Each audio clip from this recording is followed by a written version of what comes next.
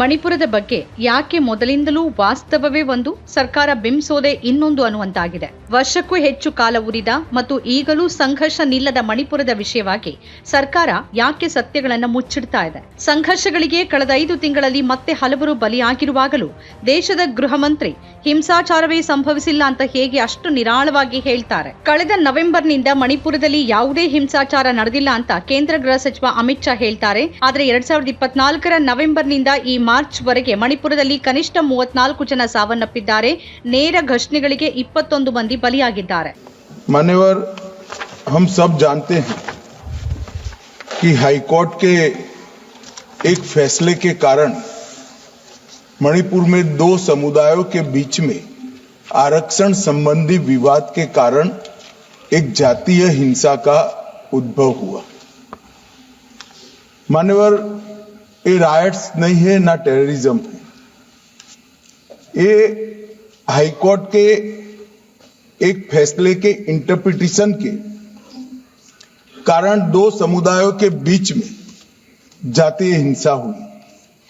सभी सदस्यों ने इस पर काफी चिंता व्यक्त की है मान्यवर, और उन्होंने कहा कि भाई तुरंत शांति हो, पुनर्वास के लिए तुरंत प्रयास किए जाएं, केसों की न्यायिक जांच हो और जो पीड़ित है उनकी पीड़ा कम करना और उनका जो नुकसान हुआ है इसकी भरपाई होनी चाहिए. मान्यवर, दिसंबर, जनवरी, फरवरी और मार्च 4 महीने से वहां पर हिंसा नहीं है.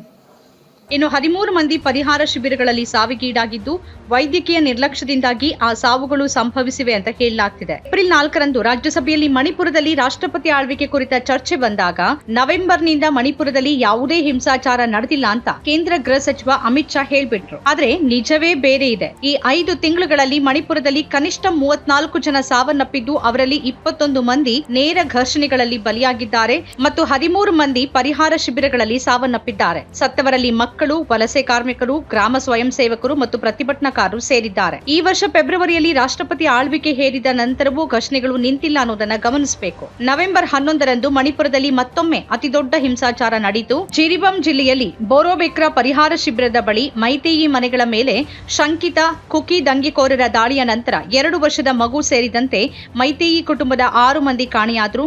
ಕಡೆಗೆ ಅವರ ಸುಟ್ಟ ಮತ್ತು ಕೊಳೆತ ಶವಗಳು ಅಸ್ಸಾಂನ ಬರಾಕ್ ನದಿಯಲ್ಲಿ ಪತ್ತೆಯಾದವು. ಅದೇ ಮಧ್ಯಾಹ್ನ ಉಗ್ರರು ಸಿಆರ್ಪಿಎಫ್ ಶಿಬಿರದ ಮೇಲೆ ದಾಳಿ ನಡೆಸಿದಾಗ 11 ಶಂಕಿತ ಕುಕಿ ಬಂಡುಕೋರರು ಸಾವನ್ನಪ್ಪಿದ ಬಗ್ಗೆ ವರದಿಗಳಾದವು. ಸರ್ಕಾರ ಅವರನ್ನ ದಂಗೆಕೋರರು ಅಂತ ಹೇಳ್ತು, ಆದರೆ ಸಾವನ್ನಪ್ಪಿದವರು ಗ್ರಾಮ ರಕ್ಷಣಾ ಸ್ವಯಂ ಸೇವಕರು ಅಂತ ಕುಕಿ ಝೋ ಕೌನ್ಸಿಲ್ ಹೇಳ್ತು. ಅದರ ವಿರುದ್ಧ ಪ್ರತಿಭಟಿಸಿದ ಕೌನ್ಸಿಲ್ ಗುಡ್ಡಗಾಡು ಜಿಲ್ಲೆಗಳಲ್ಲಿ 13 ಗಂಟೆಗಳ ಕಾಲ ಬಂದ್ ನಡೆಸಿತು. ಕೆಲ ದಿನಗಳ ನಂತರ ಮತ್ತೆ ಜಿರಿಬಾಂನಲ್ಲಿ ಪ್ರತಿಭಟನೆಗಳು ಭುಗಿಲೆದ್ದಾಗ 20 ವರ್ಷದ ಪ್ರತಿಭಟನಾಕಾರ ಭದ್ರತಾ ಪಡೆಗಳ ಗುಂಡಿಗೆ ಬಲಿಯಾದ ವರದಿ ಬಂತು. ಡಿಸೆಂಬರ್ 14ರಂದು ಬಿಹಾರದ ಗೋಪಾಲ್ಗಂಜ್ನ 2 ಹದಿಹರೆಯದ ವಲಸೆ ಕಾರ್ಮಿಕರು ಕೆಲಸದಿಂದ ಮನೆಗೆ ಮರಳುತ್ತಾ ಇದ್ದಾಗ ಕಕ್ಚಿಂಗ್ ಜಿಲ್ಲೆಯ ಕೈರಾಕ್ನಲ್ಲಿ ದಾಳಿಗೆ ಬಲಿಯಾದ್ರು. ಅಪರಿಚಿತ ದಾಳಿಕೋರರು ಅವರ ಮೇಲೆ ದಾಳಿ ಮಾಡಿ ಕೊಂದ್ರು ಅಂತ ಪೊಲೀಸರು ಹೇಳಿದ್ರು.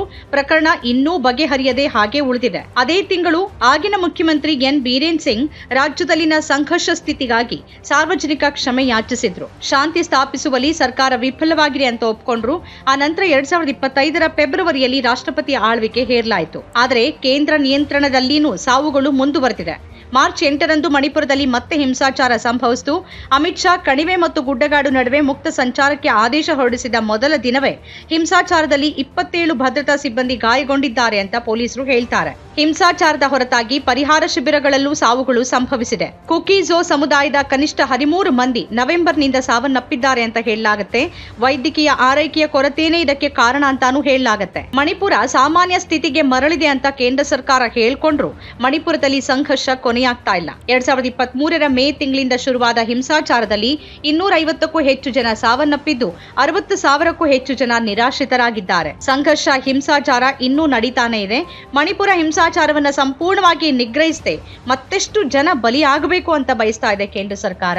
ನಮ್ಮ ಕಾರ್ಯಕ್ರಮಗಳನ್ನ ನೀವು ನೋಡ್ತಾ ಇದ್ರೆ ನಮ್ಮ ಚಾನೆಲ್ ಅನ್ನ ಸಬ್ಸ್ಕ್ರೈಬ್ ಮಾಡಿ, ಪಕ್ಕದ ಬೆಲ್ ಐಕಾನ್ ಒತ್ತಿ ನಮ್ಮನ್ನ ಬೆಂಬಲಿಸಿ. ಹಾಗೆ ನಮ್ಮ ಕಾರ್ಯಕ್ರಮಗಳನ್ನ ಲೈಕ್ ಮಾಡಿ, ಕಮೆಂಟ್ ಮಾಡಿ, ಅದನ್ನ ಬೇರೆಯವರಿಗೂ ವಾಟ್ಸ್ಆಪ್ ಮೂಲಕ ಶೇರ್ ಮಾಡಿ. ನೀವು ಹೀಗೆ ಮಾಡಿದಾಗ ನಮ್ಮ ಚಾನೆಲ್ ಮತ್ತಷ್ಟು ಜನರಿಗೆ ತಲುಪಲು ನೀವು ನಮ್ಮೊಂದಿಗೆ ಸಹಕರಿಸಿದ ಹಾಗಾಗುತ್ತೆ. ಇದು ನೀವು ಯಾವುದೇ ಖರ್ಚಿಲ್ಲದೆ ಕೆಲವೇ ಸೆಕೆಂಡುಗಳಲ್ಲಿ ನೀಡಬಹುದಾದ ಸಹಕಾರ. ಧನ್ಯವಾದಗಳು.